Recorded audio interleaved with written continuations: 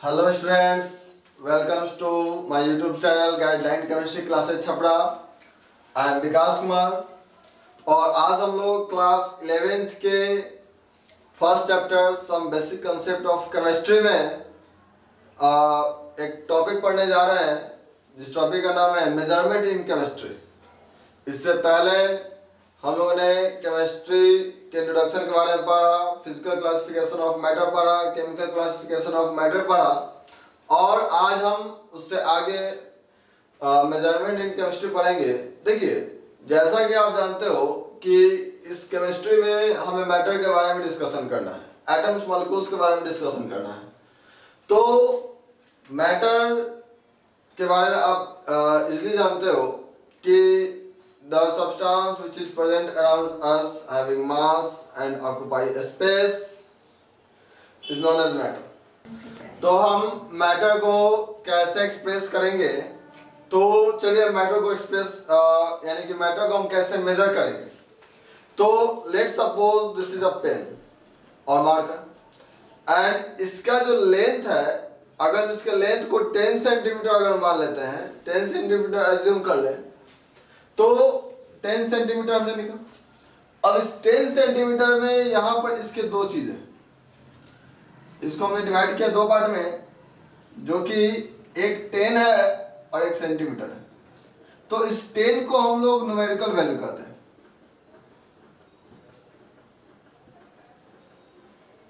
और इस सेंटीमीटर को हम लोग यूनिट कहते हैं। ठीक है, तो इस न्यूमेरिकल वैल्यू और यूनिट को एक साथ अगर हम रिप्रेजेंट करते हैं तो वह कहलाता है फिजिकल क्वांटिटी, यानी कि तब हम इन दोनों को यूज करके हम किसी सब्सटेंस को मेजर कर सकते हैं और केमिस्ट्री में हमें इन्हीं सब चीजों की जरूरत पड़ती है। ठीक है, अगर जैसा कि हम बोले कि यहाँ का रूम टेम्परेचर कितना है, तो अगर हमने बोला 25 है, तो 25 से क्या आप क्लियर इंफॉर्मेशन दे पाओगे कि वो क्या है? नहीं दे पाओगे। हम बोल देंगे भाई रूम का टेम्परेचर 25 है, इस यहां से कोई भी परफेक्ट हमें इंफॉर्मेशन नहीं मिल रहा। लेकिन अगर वही हमने बोला कि 25 डिग्री सेल्सियस है, तो 25 डिग्री सेल्सियस है, तो यहां से डिग्री सेल्सियस क्या है, तो एक यूनिट है। 25 क्या है, तो न्यूमेरिकल वैल्यू है। बात समझ रहे हो? अगर जैसे हमने बोला कि हमारे पास एप्पल है, एप्पल 6 है, तो 6 एप्पल करने से क्या होगा? आप 6 पीस भी समझ सकते हो, 6 डजन भी समझ सकते हो, 6 केजी भी समझ सकते हो, 6 क्विंटल भी समझ सकते हो। तो क्या हमें सिर्फ 6 लिख देने से कोई परफेक्ट इंफॉर्मेशन मिल पा रहे हैं? नहीं मिल पा रहे।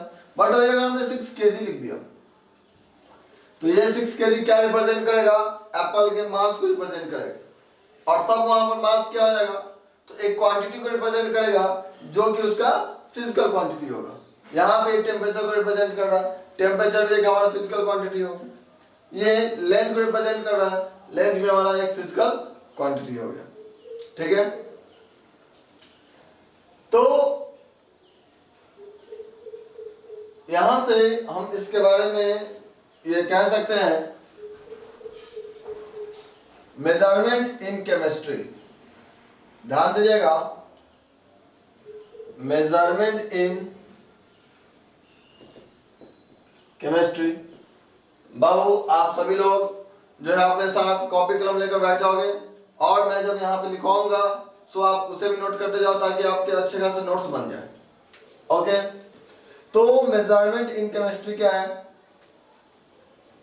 तो यहां से हम कह सकते हैं एनीथिंग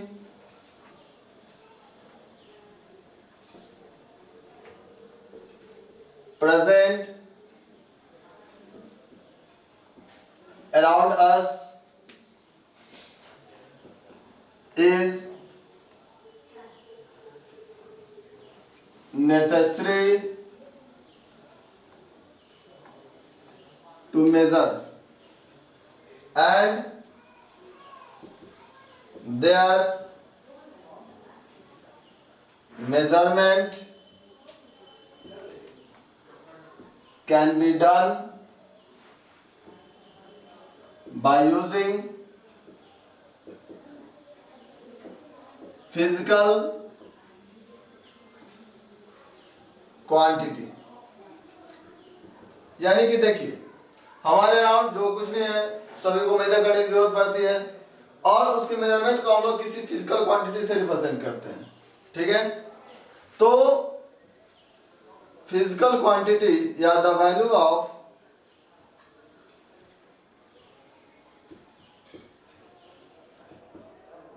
फिजिकल क्वांटिटी is या can be expressed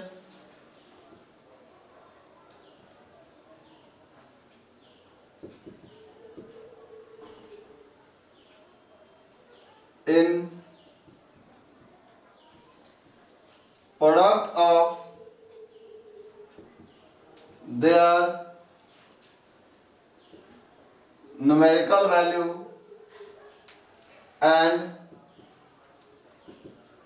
their unit। समझे? तो यहां पर उसके फिजिकल क्वांटिटी को हम क्या करेंगे दो चीजों में, एक तो उसके न्यूमेरिकल वैल्यू और एक उसके यूनिट में उस, और उन दोनों के प्रोडक्ट में हम क्या करेंगे उसके वैल्यू को रिप्रेजेंट कर सकते हैं।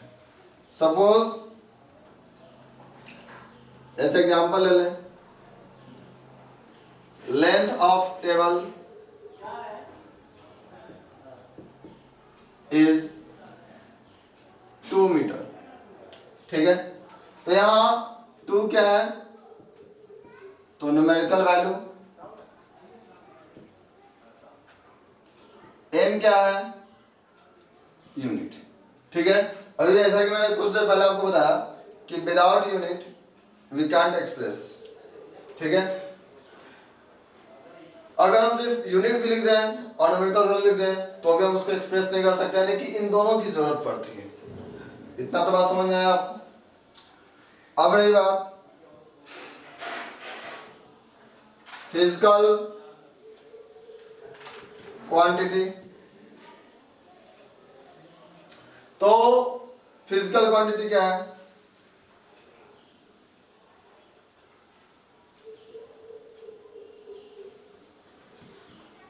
The quantity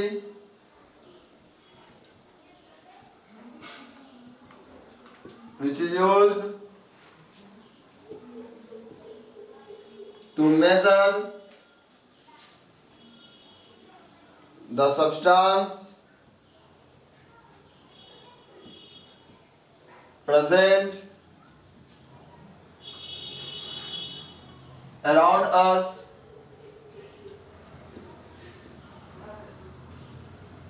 is known as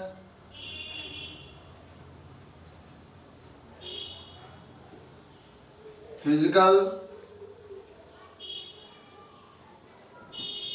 quantity, ठीक है।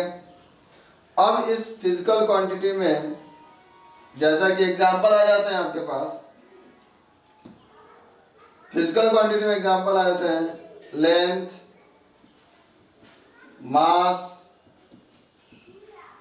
Time, volume, density, etc। यानी कि बहुत सारे, सिर्फ इतना ही नहीं होते हैं बल्कि बहुत सारे होते हैं। तो इस फिजिकल क्वांटिटी को हम लोग फर्दर डिवाइड करते हैं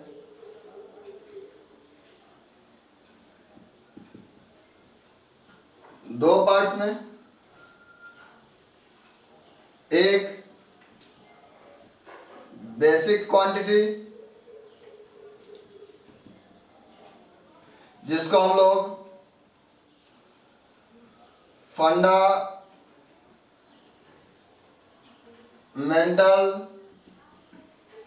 क्वांटिटी भी बोलते हैं। सेकेंड बेसिक क्वांटिटी हो गया, अभी fundamental quantity. Second derived quantity, derived quantity, समझ रहे हो? यानी फिजिकल क्वांटिटी को हम फर्दर डिवाइड करेंगे दो पार्ट में। तो आप लोग इसे लिख भी लो, और ताकि हम इसके आगे बढ़े।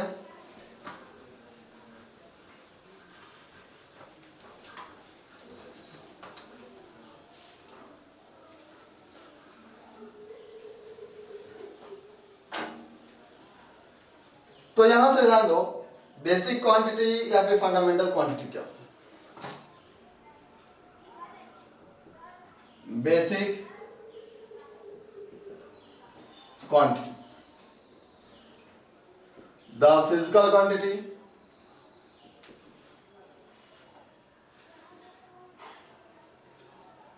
the physical quantity which can neither derived from any other quantity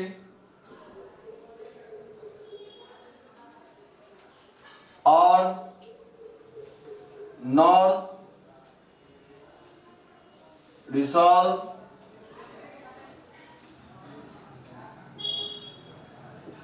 to any other quantity is known as basic or fundamental quantity, ठीक है? And the unit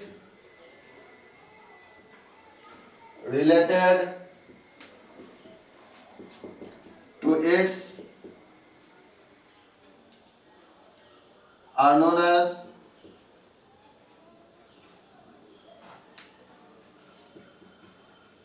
fundamental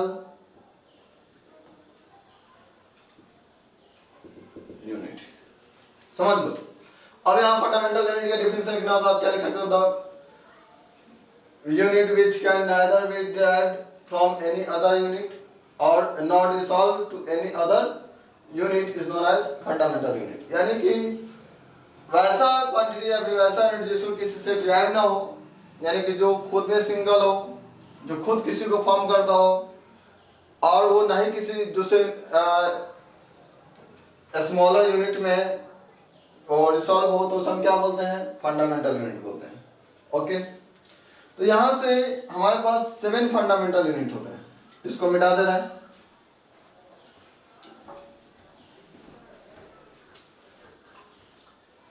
seven fundamental quantity होते हैं, तो 7 फंडामेंटल यूनिट होते हैं।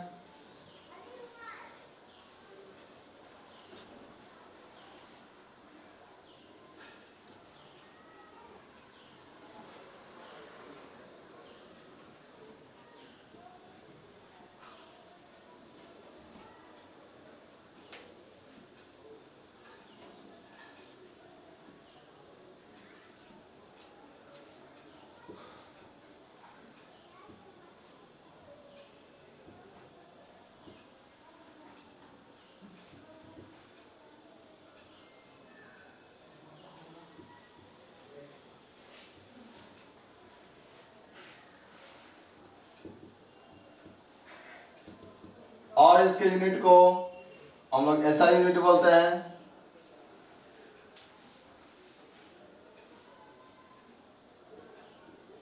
Symbol, जैसे देखिए, पहला जो है length,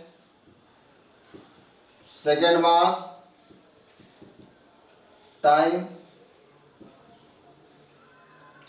temperature,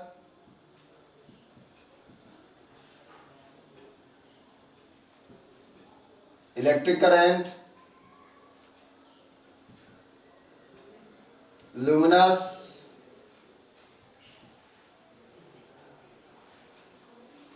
intensity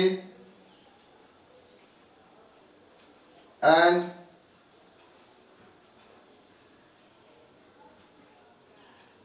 amount of substance.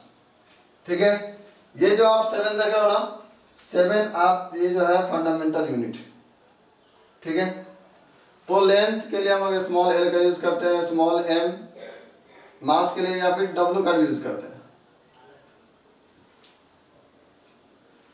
ठीक है, और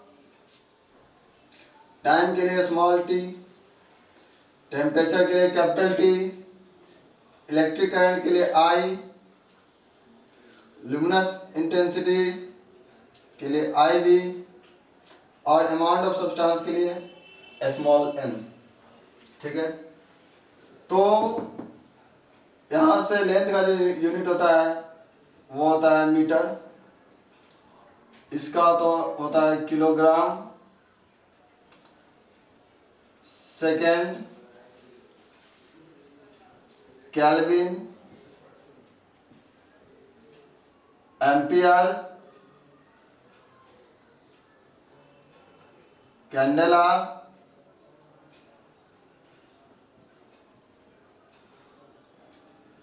एंड मोल। ठीक है, इसके यूनिट होते हैं। यहां से मीटर को हम लोग स्मॉल एम से रिप्रेजेंट करते हैं, किलोग्राम को केजी से, सेकेंड को एस, केल्विन को के, एम्पियर को ए, कैंडेला को सी डी, और इसको एम ओ एल मोल से रिप्रेजेंट करते हैं। ठीक है, तो ये आपके ऐसा यूनिट है जो कि ऑल ओवर वर्ल्ड में इसको यूज किए जाते हैं, स्टैंडर्ड इंटरनेशनल यूनिट कहे जाते हैं। इसके अलावा कुछ और भी सिस्टम ऑफ यूनिट होते हैं।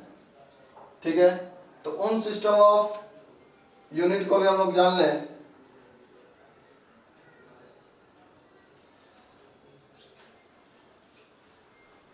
इसको हमने मिटा दिया, लिख लोगे आप लोग।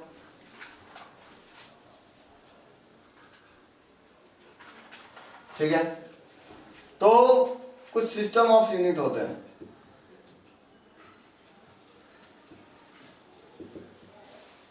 ठीक है, जिसमें इसको हम ऐसे लिखें,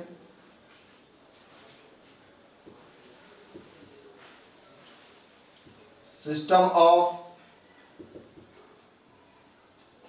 यूनिट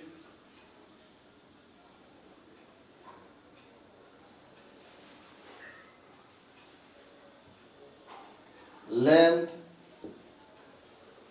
मास, टाइम के लिए इसको यूज करते हैं।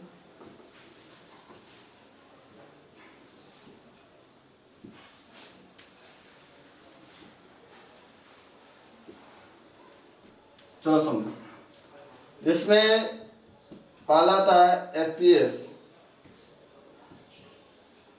System, MKS system and CGS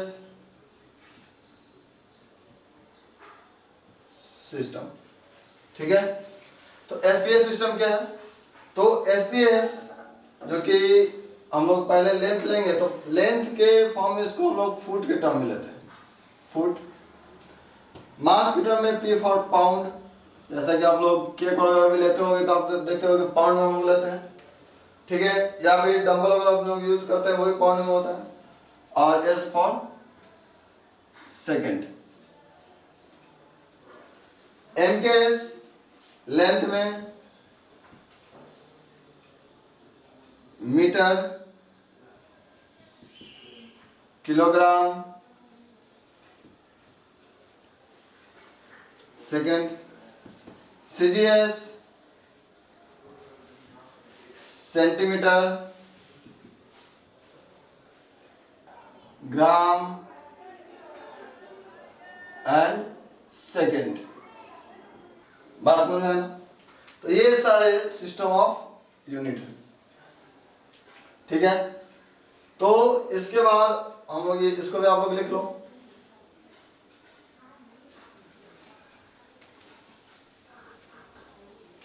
अब देखिए बेसिक क्वांटिटी तो आपने सीखा, और अब हम लोग जो है सेकेंड टर्म्स, ये जो आपका फर्स्ट टर्म था derived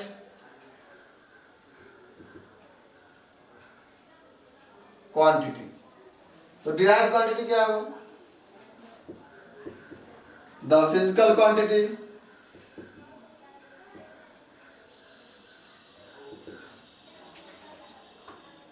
which is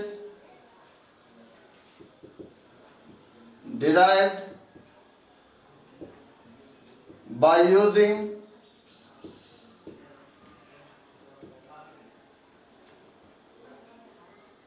fundamental quantity known as derived quantity. ठीक है, तो यहां से एग्जाम्पल हम लोग देख लेते हैं। एग्जाम्पल में क्या हो जाएगा, तो जैसे सपोज एरिया, और एक बात जान लो, and the unit related to its are known as derived units। ठीक है, तो यहां से एग्जांपल देख लो, क्या आ जाएंगे एग्जांपल। एग्जांपल हम ऐसे सपोज करो एरिया है, तो एरिया क्या हो जाएगा, लेंथ इनटू ब्रेथ। लेंथ क्या हो, तो L इंटू बी। अब लेंथ का यूनिट क्या होता है, मीटर। ब्रेथ का यूनिट, ब्रेथ भी क्या है, टाइप का लेंथ ही है, मीटर। क्या हो जाएगा, मीटर स्क्वायर। ठीक है, तो ये जो एरिया होंगे, एरिया होंगे आपके डिराइव्ड क्वांटिटी, मीटर स्क्वायर होगा डिराइव्ड यूनिट। ठीक है, उसी प्रकार वॉल्यूम क्या होता है, length into breadth into height. Length का यूनिट मीटर, इसका भी मीटर, इसका भी मीटर, क्या आ जाएगा बाबू, मीटर क्यूब। अब जो है एरिया हो गया, वॉल्यूम हो गया। डेंसिटी की बात करते हैं। डेंसिटी का फॉर्मूला आप बेहतर जानते हो, मास अपॉन वॉल्यूम। मास का अभी यूनिट मैंने आपको बताया केजी लेते हैं, वॉल्यूम अभी आपने निकाला मीटर क्यूब, क्या हो गया, केजी पर मीटर क्यूब। आप इसको ऐसे भी लिख सकते हो, कोई डाउट। तो ये बात समझ में आया। तो ये सभी क्या है, तो ये सभी जो है वो डिराइव्ड क्वांटिटी है, और ये सभी क्या है, तो डिराइव्ड यूनिट है। ऐसे ये हो गया, ये हो गया, ये हो गया। ओके, तो यहां से हमने सीखा बेसिक क्वांटिटी और डिराइव्ड क्वांटिटी के बारे में। चलिए, एक बात जो है अक्सर कंफ्यूजन में आप लोग को डालता होगा कि मास और वेट, आप सोचते होंगे कि मास भी वही है और वेट भी वही है। मास और वेट में दोनों में डिफरेंस है या नहीं? मास और वेट, ये बताओ, मास वेट दोनों सेम है या फिर डिफरेंट है? तो मास और वेट इन दोनों में कुछ डिफरेंस पाया जाता है। तो क्या डिफरेंस होते हैं, तो ये जान लो। पहले इसको हम डिफाइन कर दें आपके लिए। The amount of substance present in it is known as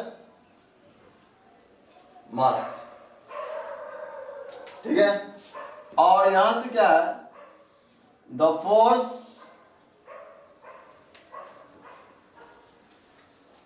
exerted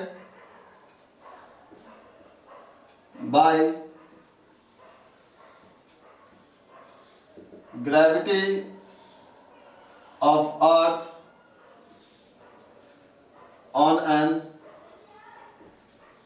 object is known as weight। Okay, ध्यान दो, जैसे कि मान लो कि एक मार्कर है, तो इसमें जो भी क्वांटिटी प्रेजेंट है वो उसका मास कहलाता है। ठीक है, बट वेट क्या होंगे, तो वेट अगर आप इसको अर्थ की ग्रेविटी से कंपेयर करोगे, अर्थ की ग्रेविटी जो उस पर फोर्स एग्जर्ट करते हैं ना, वो फोर्स कहलाती है वेट। समझ गया ना। और तो एक बार बताओ कि अगर हम जैसे सपोज कि हम ही अगर मेरा मास है सपोज कि 70 kg, ठीक है, तो 70 kg हमारे कहाँ है, अर्थ पे। मून पे जाएंगे तो मून पे भी हमारा मास होगा 70 kg, बट वहां पर वेट में डिफरेंसेस आ जाते हैं। समझ गया ना, क्यों, क्योंकि वेट जो होता है वो ग्रेविटी पे डिपेंड करता है, और ग्रेविटी डिपेंड करता है मास ऑब्जेक्ट के मास पे। अब अर्थ के रेस्पेक्ट में मून का मास काफी कम है, अप्रॉक्स 1/6 है। तो वहां से जो है यहाँ जो वेट होगा, यहाँ जो ग्रेविटी लग रहा है उस ऑब्जेक्ट पे या हम पे जितना लग रहा है, वहां मून पे नहीं लगेगा। मून पे उससे क्या लगेगा, कम लगेगा। तो वेट क्या हो जाएंगे, वहां पर कम हो जाएंगे। समझ रहे हो ना। तो वेट डिपेंड करता है फोर्स ऑफ ग्रेविटी पे, और मास डिपेंड करता है उसमें कितने क्वांटिटीज प्रेजेंट हैं। तो अब ये बताओ कि जब मास वेरिएबल नहीं हुआ है, मास चेंज नहीं हो रहा है, आप क्या कर सकते हो, मास इज कांस्टेंट एवरीवेयर। ठीक है, बट वेट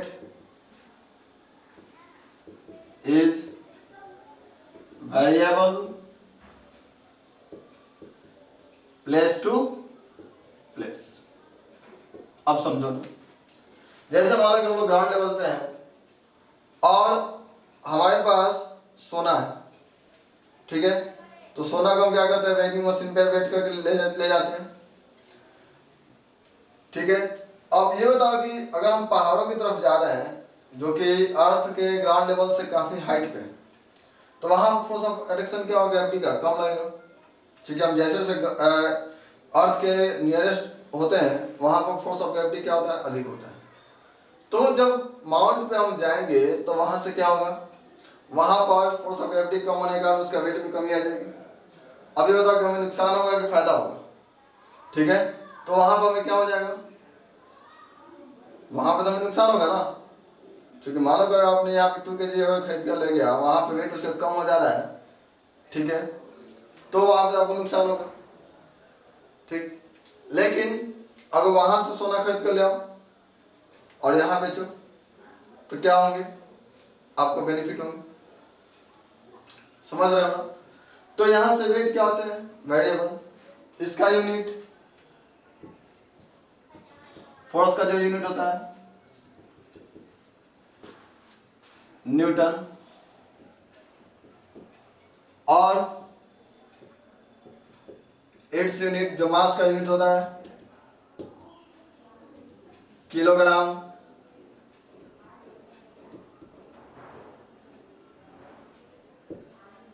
ठीक है, बात समझ रहे हो ना। तो ये रहा मास और वेट में डिफरेंस। ठीक है बाबू, तो अब हम जो है ये तो आपने अच्छे से समझ लिया, इसको आप लिख भी लोगे। ठीक है, अब हम लोग जो है इसके आगे पढ़ेंगे एक टेम्परेचर के बारे में। टेम्परेचर क्या है,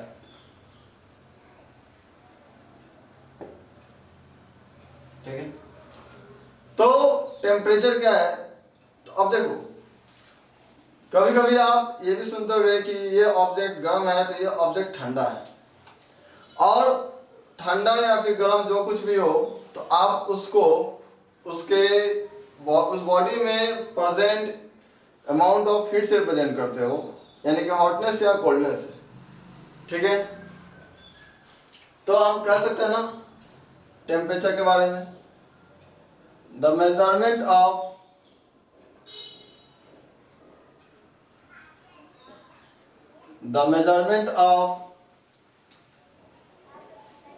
hotness or coldness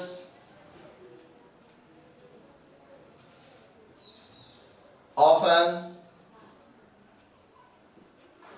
object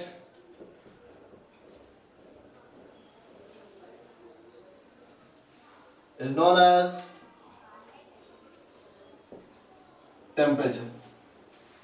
ठीक है, and there are three scales to measure the temperature. ठीक है, तो यहां से 3 स्केल्स हैं टेम्परेचर को मेजर करने के लिए। फर्स्ट है डिग्री सेल्सियस, सेकेंड है केल्विन, और थर्ड है डिग्री फ़ारेनहाइट।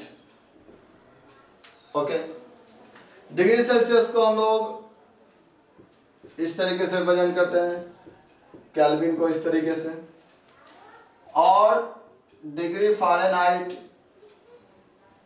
जो है इस तरीके से रिप्रेजेंट करते हैं।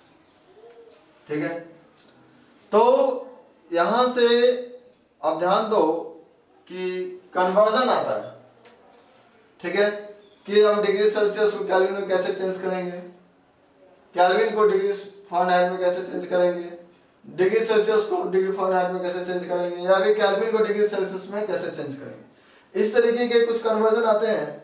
तो उस कन्वर्जन को जानने के लिए ध्यान दीजिएगा, conversion of degree Celsius to Kelvin. पहले हम लोग सीखेंगे डिग्री सेल्सियस से केल्विन में कन्वर्जन कैसे करते हैं। सपोज आपके पास T डिग्री सेल्सियस कोई टेम्परेचर है, तो आप क्या करोगे कि उस T में जो भी टेम्परेचर हो 273.15 अगर आपने ऐड कर दिया तो वो आपको केल्विन में कन्वर्ट हो जाएगा। ठीक है, जैसे 40 डिग्री सेल्सियस है, इसको केल्विन में चेंज करना हो तो T के प्लेस पे क्या था 40। ठीक है, तो 40 प्लस 273.15 केल्विन, यहां से 313.15 केल्विन ले सकते हैं। 100 डिग्री सेल्सियस है। और एक बात ध्यान रखना कि कभी कभी हम लोग अपने कैलकुलेशंस को सहूलियत बनाने के लिए 0.15 को नेगलेक्ट भी करके चलते हैं, यानी कि आप इसको 273 भी ऐड कर सकते हो, बट एक्यूरेट आंसर लाने के लिए हम लोग 0.15 का यूज करेंगे। आप इसको ऐसे भी कर सकते हो 373 केल्विन। बात समझ में आया। Second, conversion of kelvin two degree Celsius. अब ये बताओ कि डिग्री सेल्सियस को केल्विन में चेंज करने के लिए आपने इतना ऐड किया है, तो केल्विन से अगर डिग्री सेल्सियस में कन्वर्ट करना तो हम क्या करेंगे, उतना माइनस कर लेंगे। तो T केल्विन हो, हम क्या करेंगे T माइनस 273.15। अगर आप करते हो तो डिग्री सेल्सियस, या फिर T केल्विन है सहूलियत के लिए ये भी कर सकते हो। जैसे सपोज 373 केल्विन है, अब क्या करो, टी के प्लेस पे क्या था, 373 था, तो 373 करो माइनस 273 करो डिग्री सेल्सियस, कितना आ जाएगा बाबू, 100 डिग्री सेल्सियस। देखो तो यहाँ हमने निकाला था 100 डिग्री सेल्सियस से 373 केल्विन, 373 केल्विन से 100 डिग्री सेल्सियस। ठीक है, जैसे मान लो कि 523 केल्विन हो, क्या करोगे आप, 523 माइनस 273 डिग्री सेल्सियस, तो माइनस करोगे 250 हो जाएगा। तो इस तरीके से जो है करके हम लोग कन्वर्जन कर सकते हैं टेम्परेचर का। ठीक है, तो इसको आप लोग लिख लो। कुछ और भी कन्वर्जन अभी हम आपको बता रहे हैं।